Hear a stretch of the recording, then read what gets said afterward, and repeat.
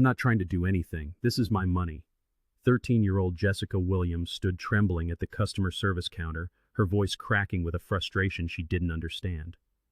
The bank manager, Sharon Mitchell, stared down at the young black girl, her face twisting into a mask of pure disgust. A girl like you with this much cash? I don't think so. You probably robbed someone. Tears welled in Jessica's eyes as the humiliation washed over her. This was supposed to be simple. She was just trying to open her first checking account. Please, she begged, her voice barely a whisper. Just let me call my mom. Sharon sneered, a cold satisfaction glinting in her eyes. Save it for the police. I'm not falling for your sob story. Without a moment's hesitation, she snatched the phone from its cradle and dialed. Yes, I need officers immediately. I have a young thief trying to deposit stolen money. But Sharon Mitchell had no idea she had just made the biggest mistake of her career. Because in less than an hour, she would discover exactly who Jessica's mother was. And when she did, her entire world would come crashing down around her. On that bright Tuesday afternoon, 13-year-old Jessica Williams practically bounced with excitement as she stepped off the city bus downtown. Today was the day she would finally prove to her mother that she was responsible enough to handle her own banking. For weeks, Jessica had meticulously planned this moment. She'd researched different accounts online, practiced what she would say, and even rehearsed walking confidently through the bank's imposing glass doors. This wasn't just about a checking account, it was about independence, a first real step into the adult world. Jessica Williams lived a life most teenagers could only dream of, though she was blissfully unaware of it. Her days began in a sprawling home in the exclusive Hillcrest Estates and were spent at Westfield Preparatory Academy, where the tuition alone cost more than most people's annual salary. But her mother had deliberately raised her to believe they were simply comfortable. Jessica took the bus instead of being chauffeured. She shopped at normal stores, not designer boutiques, and earned her allowance through chores and good grades. This carefully constructed normality was no accident. Dr. Angela Rodriguez Williams had learned from her own childhood that extreme wealth could be both a blessing and a curse. As the heir to the Rodriguez banking empire, she'd been constantly watched, judged, and photographed. So, when Jessica was born, Angela made a decision. She would raise her daughter to understand the value of hard work and humility before she ever learned the true weight of her family's name. As Jessica walked into First National Bank, she carried an envelope containing $800, birthday money from her grandmother Rodriguez. In her backpack were statements for her savings account, showing a balance of $1,200 accumulated from allowances and academic rewards. To Jessica, it was a fortune. To her family, it was pocket change. She approached the first available teller, a bright smile on her face. The nameplate on the counter read, Jennifer Adams, Customer Service Representative. Jennifer looked up, and her welcoming expression instantly vanished, replaced by a cold mask of suspicion. What do you want? She asked, her voice dripping with hostility as she looked Jessica up and down. Hi, good afternoon, Jessica said, her cheerfulness faltering. I'd like to open my first checking account, please. Jennifer let out a harsh, disbelieving laugh. Are you serious? This is a real bank, not a community center. We don't just hand out accounts to any kid who wanders in. I'm 13, Jessica said, her smile completely gone now, and I have all my documentation. This is birthday money from my grandmother. Sure it is, Jennifer said mockingly. Westfield Prep? Right. You probably stole that uniform too. I know what kind of neighborhood you come from, and it's not the kind that sends kids to fancy schools. I'm calling my manager. She knows how to handle people like you. Within minutes, Sharon Mitchell appeared, her eyes immediately fixing on Jessica. The warm, professional smile she reserved for wealthy clients never surfaced. Shouldn't you be in school, young lady? Sharon's words were an accusation, not a question. I have permission, Jessica explained, pulling a signed slip from her backpack. Sharon barely glanced at it. Her attention was locked on the envelope of cash. That's a lot of money for someone your age. Where did you get it? It's birthday money, Jessica repeated, a knot of confusion tightening in her stomach. From my grandmother. I can show you the card she wrote. She fumbled in her bag, but Sharon waved it away. Anyone can write a card, the manager said dismissively. Meanwhile, across town, in a gleaming 40-story office building, Dr. Angela Rodriguez Williams, was in the middle of a multi-million-dollar acquisition deal, completely unaware that her daughter's protected world was crumbling. In business, she was Angela Rodriguez, the brilliant CEO of Williams Financial Group, but in her personal life, she was simply Angela Williams, Jessica's mom. This dual identity was her shield, designed to protect her daughter from the pressures of growing up as banking royalty. Back at the bank, that shield was failing. "Look, sweetie," Sharon said, her voice dripping with condescension. "Girls like you don't just walk around with this kind of money, honestly. I've been in banking for 20 years. I know suspicious activity when I see it.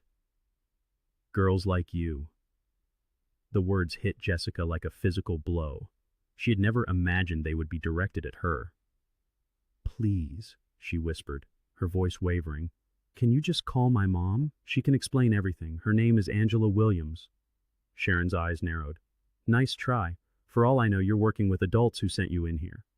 She never bothered to type the name into the system. Her mind was already made up.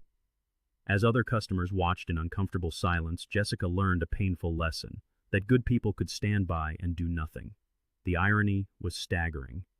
Here stood the granddaughter of the Rodriguez banking dynasty, being treated like a criminal in a bank her family's money had helped build. As Jessica broke down, sobbing from the weight of the injustice, Sharon leaned forward, her voice a threatening whisper. "Your mom probably sent you in here to launder drug money. I've seen it before with people like you." "Please," Jessica cried. "Just let me call her." But Sharon was already reaching for the phone. "I'm calling the police," she announced loudly. "This girl is involved in fraud, and I won't be manipulated by crocodile tears." As Sharon spoke to the 911 dispatcher, Jessica saw one last chance. With trembling fingers, she pulled out her own phone, her tears blurring the screen. "Mom, I'm at First National Bank and the manager called the cops on me. She says I stole the money and won't let me call you. I'm scared." She hit send just as Sharon lunged for the phone, but it was too late. The message was already gone. On the 42nd floor of the Williams Financial Group building, Angela's phone buzzed. She glanced down, read the text, and the room full of powerful executives watched as the most composed woman they knew underwent a terrifying transformation. Her expression shifted from confusion to shock to a pure, cold rage that seemed to drop the temperature in the room by 10 degrees. "Gentlemen," Angela said, her voice so quiet it was more chilling than a scream, "this meeting is over. Someone has just made a very costly mistake." She stood, her chair rolling back to hit the wall with a sharp crack. "Ma'am, is everything all right?" asked the senior vice president. Angela was already at the door, her phone in one hand. "Someone at First National Bank," she said, her voice like ice. "Just had my daughter arrested." The silence that followed was absolute. As she strode toward the elevator, she was already making calls to her personal attorney, the most feared lawyer in the state, to her head of security, a former police captain, and finally, to the private line of Charles Morrison, the chairman of First National Bank's board of directors. Back at the bank, 2 police officers walked in, their minds already made up. Officer Bradley Walsh approached the counter where Jessica stood crying. "Trying to deposit what I believe is stolen money," Sharon explained with a triumphant smile. Neither officer even bothered to look at the young girl they were there to arrest. She has no legitimate explanation for where she got the money, and she's been acting suspiciously since the moment she walked in. Tears streamed down Jessica's face, but she fought to make her voice clear. "Officers, please, I can explain everything. This is my money. I have all my identification. I just wanted to open a checking account." But Officer Walsh barely glanced at her. "We get calls about kids like this all the time," he said dismissively, a weary authority in his voice. "Young people involved in theft, drug running, you name it. They always have some story about legitimate money." Jessica's blood ran cold. Kids like this. The exact same phrase Sharon had used. A horrifying understanding began to dawn on her. This wasn't just about one prejudiced bank manager. This was about a system, an entire way of thinking, designed to work against people who looked like her. "Please," Jessica begged, her voice cracking. "Just look at my ID. I go to Westfield Prep. My mother banks here. You can verify everything." But the officers weren't interested in verification. Officer Santos was already reaching for her handcuffs. "Turn around and put your hands behind your back," she commanded. Jessica froze, a knot of ice forming in her stomach. What? Why? I didn't do anything wrong. You're being detained on suspicion of theft and fraud, Officer Walsh explained, his tone flat and matter-of-fact. You can tell your story down at the station. The handcuffs clicked around Jessica's wrists. The sound was sharp, metallic, and seemed to echo through the cavernous bank lobby. Other customers stopped their transactions, their heads turning to stare in a mixture of horror and fascination. A few pulled out their phones, the small red lights of recording winking in the sterile light. Near the teller windows, an elderly woman shook her head, muttering, "This is wrong." But no one stepped forward. No one demanded that the officers pause, that they investigate before arresting a 13-year-old girl in the middle of a bank. Jessica was learning another painful lesson about the world, that most people, even when they knew something was wrong, would choose the safety of silence over the risk of speaking up for justice. As the officers led her toward the door, Sharon Mitchell stood behind her counter, a small, satisfied smile playing on her lips. In her mind, she had protected her bank from a young criminal. She had no idea she had just detonated her own career, her reputation, and her entire future. But across town, a force of nature was already in motion. 23 minutes after Jessica sent a desperate text, something extraordinary happened outside First National Bank. A sleek, black Bentley, its tinted windows as dark and reflective as polished obsidian, pulled silently to the curb. This was no ordinary luxury car. The license plate read RFH001, Rodriguez Financial Holdings. Anyone who mattered in the world of finance would have recognized those initials instantly. The rear door opened, and Dr. Angela Rodriguez Williams stepped onto the sidewalk. She wore a custom-tailored suit that cost more than most cars, its immaculate lines fitting her like armor. Her jewelry was understated but unmistakably expensive. She carried herself with an air of quiet confidence that came only from generations of wealth and absolute power. But Angela was not alone. Behind her emerged David Chen, one of the most feared attorneys in the state, a man whose hourly rate exceeded most people's monthly salary. Next came Robert Torres, her head of security, a former police captain whose mere presence commanded respect, and flanking them were two additional security personnel, men who looked as if they could handle any situation with brutal efficiency. Inside the bank, the atmosphere shifted. Normal business came to a halt as every eye turned toward the entrance. It was as if the air pressure had dropped just before a storm. People instinctively parted, creating a path as the powerful entourage approached. Even the two police officers, still inside finishing their report, glanced nervously toward the door. Angela walked through the glass doors as if she owned everything she surveyed. Her heels clicked against the marble floor, a sharp, rhythmic sound like a countdown to Judgment Day. Conversations died. Phones were lowered. Behind her customer service counter, Sharon Mitchell was still basking in her perceived triumph. She had done her duty, removed a troublemaker, and was anticipating a commendation for her vigilance. When she looked up and saw the woman approaching, she felt only a flicker of annoyance. Despite Angela's face appearing in financial magazines for years, Sharon had never connected the powerful CEO to the young girl she'd just had arrested. The photos were always professional headshots, never casual family pictures. Angela stopped directly in front of Sharon's counter. Her dark eyes were fixed on the woman who had harmed her child. When she spoke, her voice was so controlled, so dangerously quiet, it was more terrifying than a scream. "Release my daughter, immediately." Sharon looked at the impeccably dressed woman, a moment of confusion giving way to her ingrained arrogance. She actually scoffed. "Look, lady, I don't know who you think you are, but your daughter is a thief. She was trying to deposit stolen money, and I did exactly what I was supposed to do. The police have already taken her away." Angela reached into her purse and produced a business card. It wasn't flimsy paper, it was heavy cardstock, the gold lettering catching the light. She placed it on the counter with the deliberate precision of a chess master setting up a checkmate. "I am Dr. Angela Rodriguez Williams," she said with deadly calm. "My family is Rodriguez Financial Holdings. We don't just bank here, Sharon." Her eyes narrowed. "We own here." Sharon picked up the card. As she read the name, the first flicker of uncertainty crossed her face. The name Rodriguez was legendary in banking, but surely it couldn't be. I don't understand, she stammered. The girl's name is Williams, not Rodriguez. Angela's smile was colder than a winter wind. Rodriguez is my maiden name. Williams is my married name. And you have just arrested the granddaughter of the man who founded this bank 80 years ago. The color drained from Sharon's face as the magnitude of her mistake began to crash down on her. But Angela was just getting started. Rodriguez Financial Holdings owns 60% of First National Bank, she continued, her voice gaining strength, each word a hammer blow. My family has been the controlling shareholder since 1943.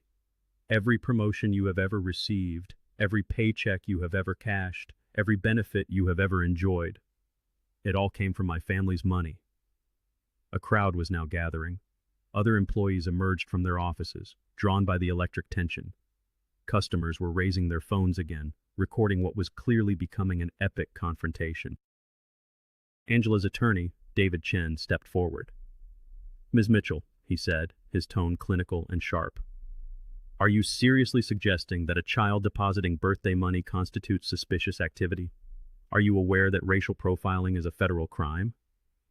Before Sharon could form a response, the main doors of the bank swung open again. Charles Morrison, the chairman of First National's board, practically ran into the building. He was a distinguished man in his 70s who had managed the Rodriguez family's banking interests for over 25 years. Morrison saw Angela, took in the scene, and immediately understood the gravity of the situation. His face went pale. Angela, he said, slightly out of breath. I came as soon as I got your call. Where is Jessica? Is she all right? The sight of the bank's chairman addressing this woman by her first name with such deference sent a shockwave through the onlookers. Sharon felt her legs begin to tremble. Charles, Angela replied, her voice softening only for the family friend. Your employee here accused my 13-year-old daughter of theft and money laundering. She refused to let Jessica call me, refused to verify her identity, and called the police to have her arrested. Morrison turned to Sharon, his expression one of absolute horror. You did what? Sharon tried to defend herself, her voice a reedy whisper. Sir, I was just following protocol for suspicious activity. The girl had a large amount of cash, and no valid explanation. No valid explanation? Angela's voice rose for the first time, sharp as shattered glass. She told you it was birthday money from her grandmother. She showed you her identification, her school records, her savings account statements from this very bank. What more explanation did you need? Morrison was already on his phone, demanding the security footage be reviewed immediately. Within minutes, they were all huddled around a monitor, watching the bank's cameras. The footage was damning. It showed Jessica entering politely, approaching Sharon with a smile. It showed Sharon's immediate hostility, her refusal to even look at the documents Jessica presented. But then, the footage went further back, showing other interactions Sharon had over the past few months. Case after case of minority customers being subjected to extra scrutiny. Demands for additional documentation not required of white customers. A clear, undeniable pattern of suspicion and hostility. My God, Morrison whispered, watching the evidence of systemic discrimination play out on the screen. Sharon, how long has this been going on? Sharon stared at the monitor, watching her career implode in real time. Every biased assumption, every discriminatory decision, laid bare for all to see. Angela turned to Morrison, her voice like steel. Charles, I want a full investigation. I want to know how many other customers have been treated this way by this woman, and I want it started immediately. Morrison nodded grimly. It will be done. Angela, I cannot begin to apologize. But Angela wasn't interested in apologies. She was interested in justice. Where's my daughter now? She's been taken to the juvenile detention center for processing, Morrison replied, already dialing a new number. But I can have her released immediately. I'll call the chief of police personally. As Morrison made the call, Angela turned back to Sharon, who was now visibly shaking behind the counter. You know the most tragic part of this, Sharon, Angela said quietly. My daughter had never experienced racism before today. She has lived a sheltered life, protected from people like you. She walked into this bank with complete trust in the system, believing that if she was polite and honest, she would be treated fairly. Sharon tried to speak, but no words came. Today, Angela continued, her voice low and intense, you stole her innocence. You taught a 13-year-old girl that some people will hate her just for the color of her skin. No matter how educated she is, how polite she is, how legitimate her business is, that is a lesson she can never unlearn. The security guards summoned to escort Sharon out were the same ones who had stood by and watched Jessica being handcuffed. The irony was lost on no one. "Ms. Mitchell," Morrison said, his voice now formal and cold, "your employment with First National Bank is terminated, effective immediately. Security will escort you from the building. You are permanently banned from all bank properties." As a disgraced Sharon was led away, Angela addressed the silent crowd of customers and employees. "Let this be a lesson," she said, her voice carrying to every corner of the lobby. "Racism is not just morally wrong, it's bad for business, it's expensive, and in this case, it just cost someone their entire career." The fallout from Sharon's firing was swift and devastating. Within 30 minutes, her office was being cleared out. 20 years of personal items, family photos, awards, certificates, were unceremoniously dumped into cardboard boxes. Her access cards were deactivated, her computer password changed, her name stripped from the employee directory. The humiliation was just the beginning.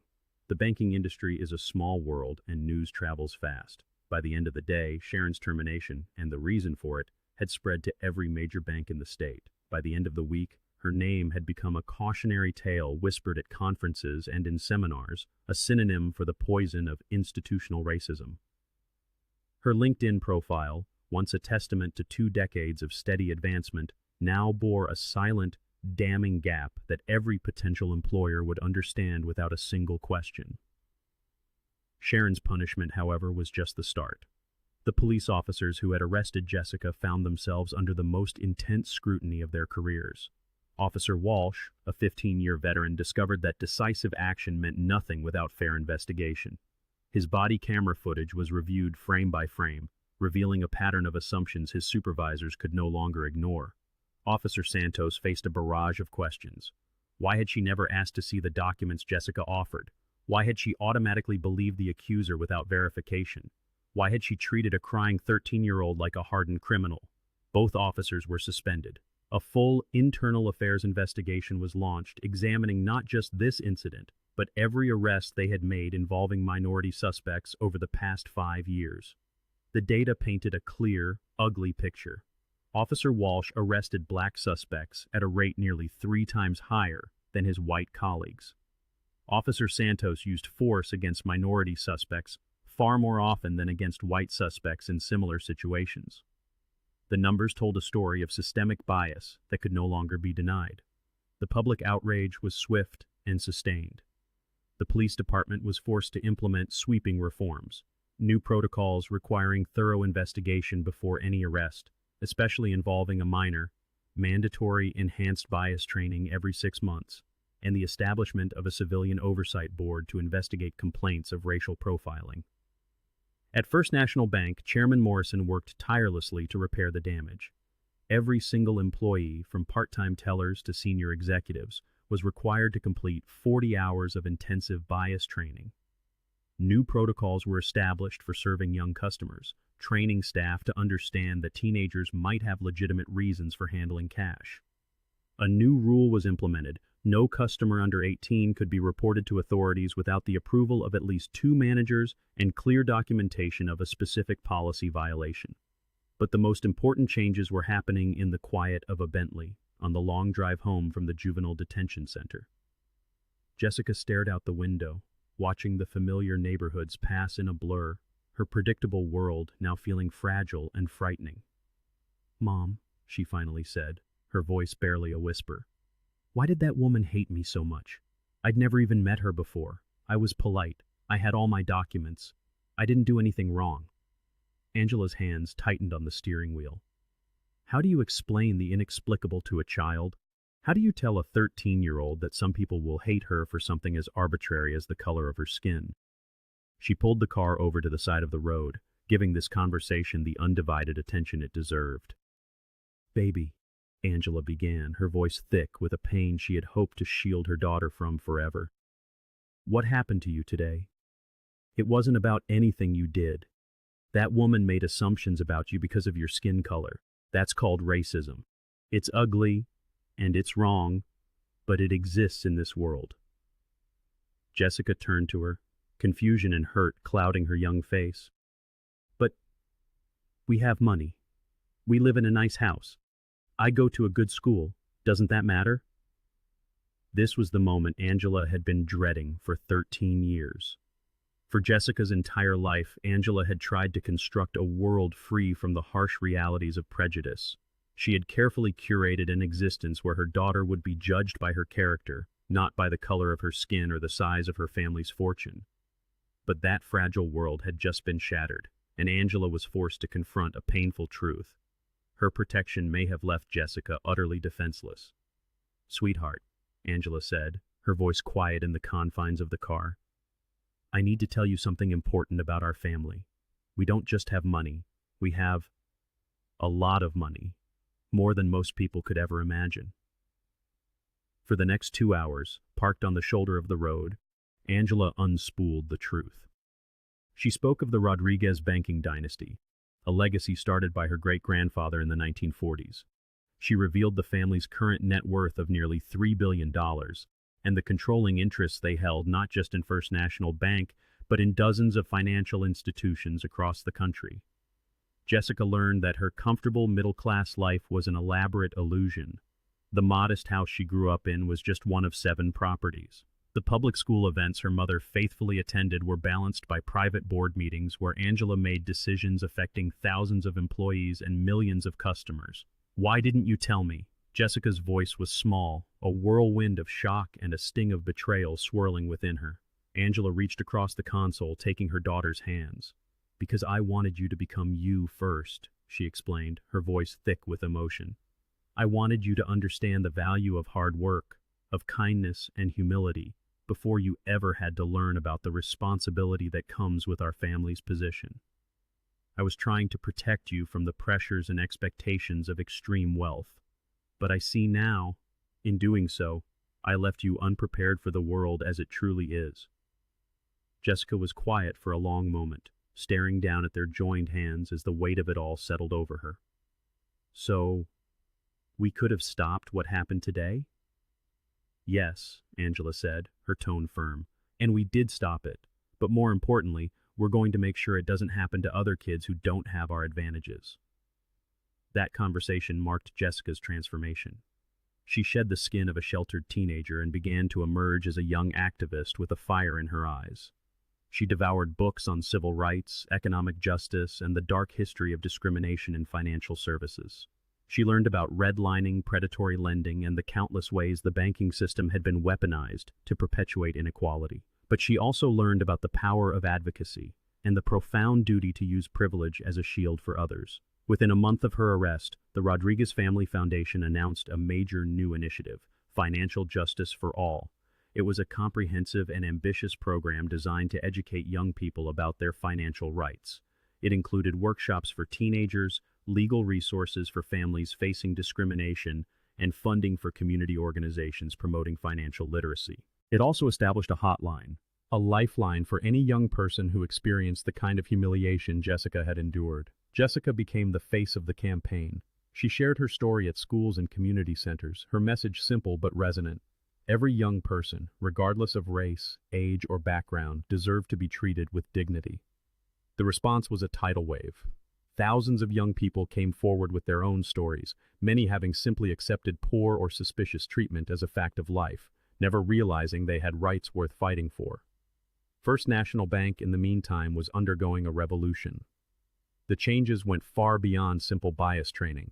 The bank completely redesigned its approach to serving minor clients, hiring and training youth specialists who understood that a teenager's first banking experience could be intimidating. They created educational materials that explained complex terms in simple language, and most importantly, established a zero-tolerance protocol for treating any customer with suspicion based on their appearance. But the most powerful moment came a week after Sharon's termination. Angela returned to the First National Bank.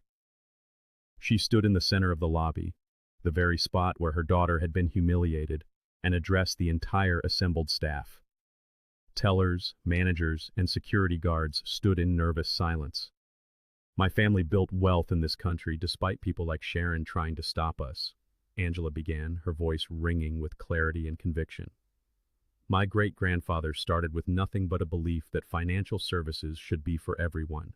He faced discrimination that was legal and openly practiced.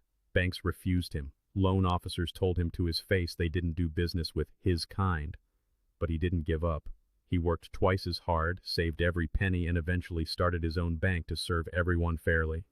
She paused, her gaze sweeping across the room.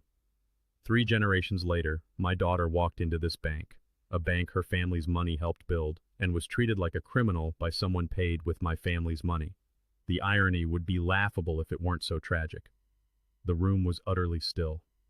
Jessica will learn from this that respect isn't given, it's demanded. And we have the power to demand it. But more importantly, she will learn that having power means using it to protect those who have none. Angela's speech, recorded by local news crews, went viral. It became a rallying cry for economic justice. But for Angela, it was never about fame. It was a promise. No other child would endure what Jessica had. It was also a clear warning to the entire industry. The Rodriguez family was watching. 3 months later, Jessica returned to First National Bank. She walked through the same doors, no longer a sheltered 13-year-old, but a young woman who understood the weight of her privilege and the depth of her responsibility. The staff treated her with flawless professionalism, but Jessica made it clear she expected the same for every young customer. The account opening that should have taken 15 minutes now took less than 5. As for Sharon Mitchell, her downfall was absolute. The professional world has a long memory, and the story of her prejudice followed her. She drifted through a series of low-paying retail jobs, each one a bitter reminder of the career she had destroyed. Perhaps the cruelest irony was being forced to watch from the sidelines as the industry she'd been cast out of began to change. Every news story about inclusive customer service, every award First National Bank received for its progressive policies, was a testament to the future she could have been a part of. Her chance of ever working in banking again was 0. But her story lived on, becoming a powerful teaching tool in bias training programs across the country, a stark example of the real-world consequences of hate.